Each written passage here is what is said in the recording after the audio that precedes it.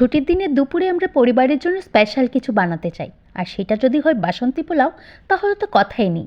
চলুন আজকে দেখাবো খুব সহজ উপায়ে কিভাবে বাসন্তী পোলাও তৈরি করা যায়। আমি প্রথমেই পোলাও চালটাকে আলতো করে ধুয়ে শুকিয়ে নিচ্ছি।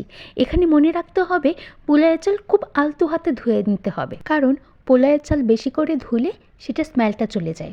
আমি একটা কড়াইয়ে ঘি গরম করে নিব, সাথে হলুদ আর ঘিটা ভালো করে মিক্সড করে সেটাকে ঠান্ডা করে নিব। গরম ঘিটাকে পুরোপুরি ঠান্ডা করে নিতে হবে। তারপর ওই যে ধুয়ে রাখা চালটা, ওই চালটার সাথে ভালো করে মিশিয়ে নিতে হবে। এতে করে সুন্দর একটা স্মেল আসে। এর মধ্যে আমি একটু আদা বাটা মিশিয়ে নেব। এখন আমি চালটার সাথে আদা এবং ঘিয়ের মিক্সটা ভালো করে মিশিয়ে নিব। যেই না আমি এটা মিশাচ্ছি, কী যে সুন্দর একটা স্মেল বের হচ্ছে। এখন আসি রান্নার মূল পর্বে। আমি তেল এবং ঘি নিয়ে নিচ্ছি, সাথে নিয়ে নিচ্ছি গরম মশলা। এর মধ্যে কাজু বাদাম দিয়ে ভালো করে নেড়েচেড়ে একটা বাদামি একটা কালার নিয়ে আসব।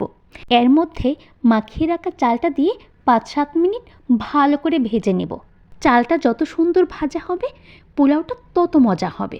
এবার আসি পানির ব্যাপারে। আমি এই কাপের 2.5 কাপ চাল নিয়েছি, সেই অনুযায়ী আমি প্রায় 5 কাপ পানি দিয়ে দিব। পানিটাকে সুন্দর করে মিশিয়ে এটার মধ্যে লবণ এবং পরিমাণ মতো একটু চিনি দিয়ে দিব। আপনাদের যাদের চিনিতে সমস্যা আছে তারা চাইলে চিনিটা স্কিপ করে যেতে পারেন। এখন কেটে রাখা কয়েকটা কাঁচামরিচ দিয়ে ঢেকে দিব। আমি প্রায় 10 মিনিট পরে দেখলাম সুন্দর করে চালটা অর্ধেক ফোটা হয়ে গেছে। তারপর এটিকে আমি রাইস কুকারে বসিয়ে নিয়েছি। দেখেন কি সুন্দর ঝরঝরে একটা পোলাও হয়েছে। Thank you.